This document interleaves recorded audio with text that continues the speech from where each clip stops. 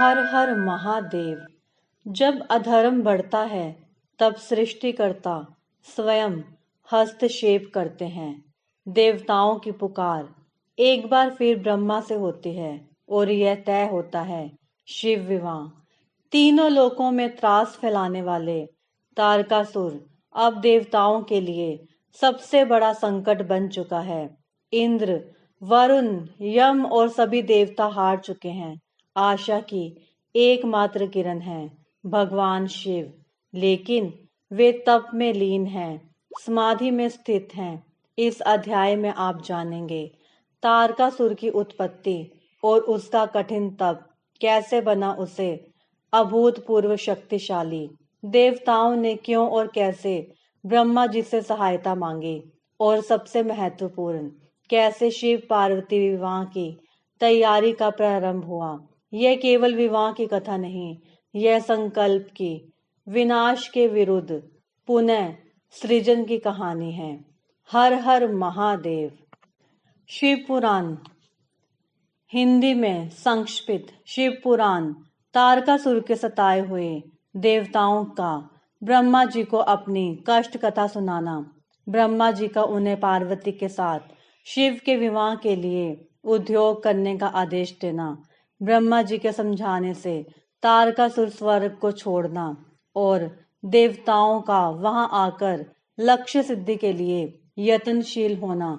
सूत जी कहते हैं, तदंतर नारद जी के पूछने पर पार्वती के विवाह के विस्तृत प्रसंग को उपस्थित करने हुए ब्रह्मा जी ने तारकासुर की उत्पत्ति, उसके उग्र तप, मनोवांछित वर प्राप्ति तथा देवता और असुर सबको जीतकर स्वयं इंद्र पद पर प्रतिष्ठित हो जाने की कथा सुनाई। तत्पश्चात ब्रह्मा जी ने कहा, तारकासुर तीनों लोकों को अपने वश में करके जब स्वयं इंद्र हो गया, तब उसके समान दूसरा कोई शासक नहीं रह गया। वह जितेंद्रिय असुर त्रिभुवन का एकमात्र स्वामी होकर अद्भुत ढंग से राज्य का संचालन करने लगा।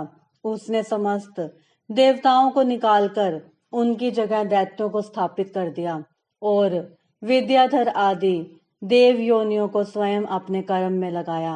मुने, तदंतर तारकासुर के सताए हुए इंद्र आदि संपूर्ण देवता अत्यंत व्याकुल और अनाथ होकर मेरी शरण में आए। उन सब ने मुझे प्रजापति को प्रणाम करके बड़ी भक्ति से मेरा सत्वन किया और अपने दारुण दुख की बातें बताकर कहा, प्रभु आप ही हमारी गति हैं, आप ही हमें कर्तव्य का उपदेश देने वाले हैं और आप ही हमारे धाता एवं उद्धारक हैं। हम सब देवता तारकासुर नामक अग्नि में जलकर अत्यंत व्याकुल हो रहे हैं।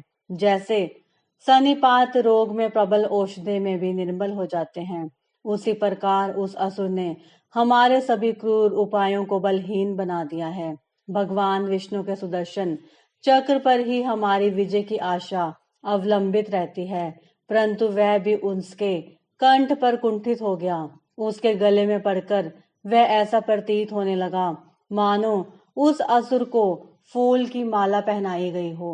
मुने, देवताओं का यह कथन सुनकर मैंने उन सबसे समयोजित बात कही, देवताओं मेरे ही वरदान से दैत्य तारकासुर इतना बढ़ गया है, अतः मेरे हाथों ही उसका वध होना उचित नहीं।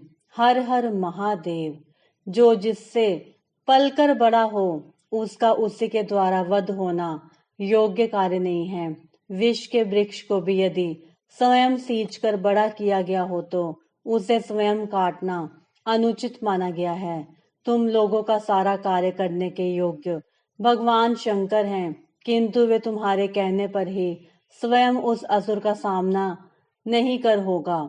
मैं जैसा उपदेश करता हूँ तुम वैसा कार्य करो। मेरे वर के प्रभाव से ना मैं तारकासुर का वध कर सकता हूँ, ना भगवान विष्णु कर सकते हैं और ना भगवान शंकर ही उसका वध कर सकते हैं।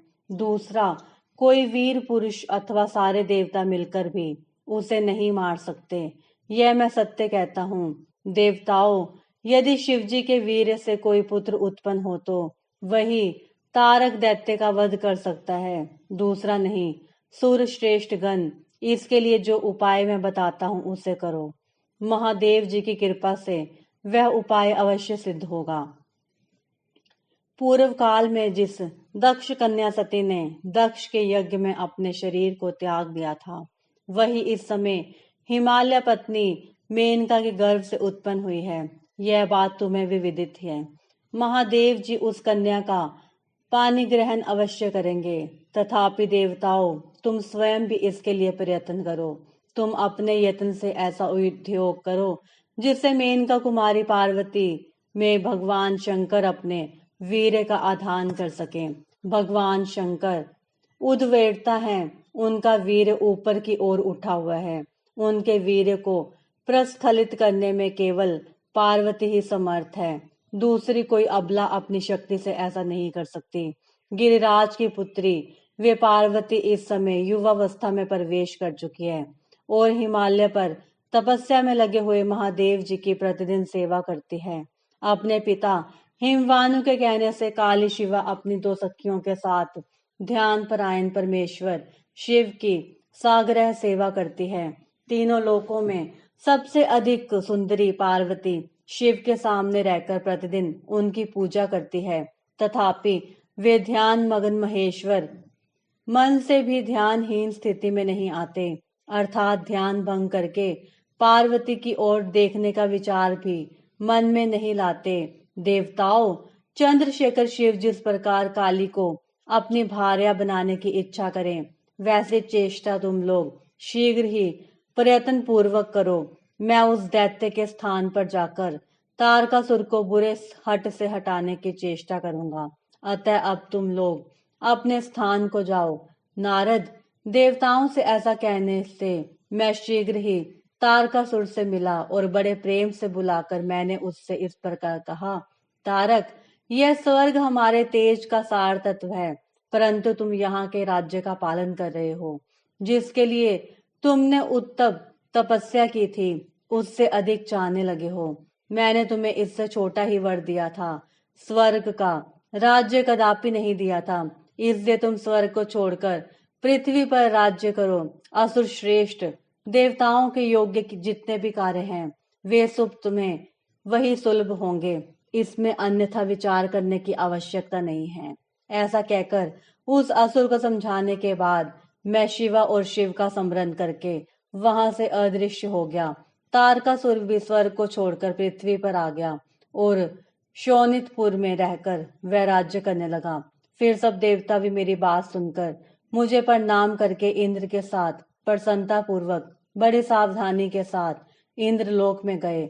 वहां जाकर परस्पर मिलकर आपस में सलाह करके वे सब देवता इंद्र से प्रेम पूर्वक बोले, भगवान शिव की शिवा में जैसे भी काम मूलक रुचि हो, वैसा ब्रह्मा जी का बताया हुआ सारा प्रयत्न आपको करना चाहिए।